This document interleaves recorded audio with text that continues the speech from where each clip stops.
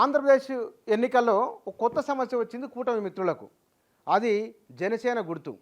ఈ గాజు గ్లాసు గుర్తును జనసేన పోటీ చేసిన దగ్గర ఆ గుర్తు ఉంటుంది, లేని దగ్గర ఇండిపెండెంట్లకు ఇస్తారని ఎన్నికల సంఘం అంటున్నది.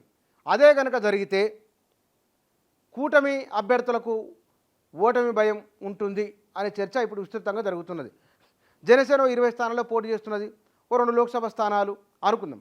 ఇక్కడ మొత్తం ప్రచారం పవన్ కళ్యాణ్ చేస్తారు, లేదా మోడీ కొన్ని సభల్లో పాల్గొనబోతున్నారు, తెలుగుదేశం ఎట్లాగో ప్రచారంలో ఉంటున్నది. ఈ 20-22 స్థానాల్లో గాజు గ్లాసు గుర్తుకు ఓటేసి మరి మిగిలిన స్థానాల పరిస్థితి ఏమిటి?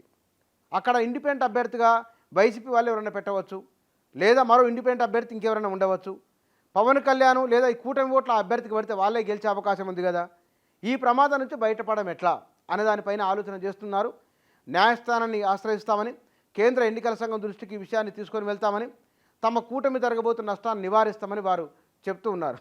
వాస్తవానికి ఎన్నికల్లో మునుపటి ఎన్నికల కంటే ఈసారి ఎన్నికలు, అప్పట్లో తాను గెలవలేదు, మొదటిసారి పవన్ వచ్చినప్పుడు ప్రశ్నిస్తా అన్నారు, ఆయన ప్రశ్నించి ఆగిపోయిన ఎన్నికల్లో పోటీ చేయలేదు, పోయినసారి పోటీ చేసినా ఆయన గెలవలేదు, కానీ ఒక ఎమ్మెల్యేని గెలుచుకోగలిగినారు, ఓట్ల శాతం కొంత పెరిగింది. ఈసారి పవన్ కళ్యాణ్ తప్పకుండా అసెంబ్లీలోకి వెళ్ళి అధ్యక్ష అని అంటారనే గట్టి నమ్మకంతో ఉన్నారు. గెలవడానికి అవకాశం ఉందనే చర్చ కూడా ఏపీలో జరుగుతూ ఉన్నది. కూటమి అధికారంలోకి వస్తున్న తర్వాత విషయం. కానీ కూటమిలో ప్రధాన భాగస్వామిగా ఉన్న జనసేన, చంద్రబాబు నాయుడే సీఎం కావాలని కోరుకుంటున్నారు పవన్ కళ్యాణ్. తాను అసెంబ్లీలో ఉంటే చాలనే ఒక భావనతో ఉన్నారు, తన పార్టీ ప్రాతినిధ్యం ఉండాలనుకుంటున్నారు.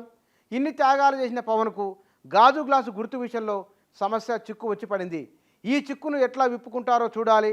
ఈ కూటమి ప్రతినిధులు కేంద్ర ఎన్నికల సంఘాన్ని సంప్రదించి గాజు గ్లాసు గుర్తు జనసేనకు తప్ప మరొకరికి కేటాయించకుండా చూడాలని కోరుతామంటున్నారు. ఒకవేళ వారు అనుకున్నదే జరిగితే మంచిది, కాకుంటే కనుక ఎట్లా ఉంటుందో చూడాలి.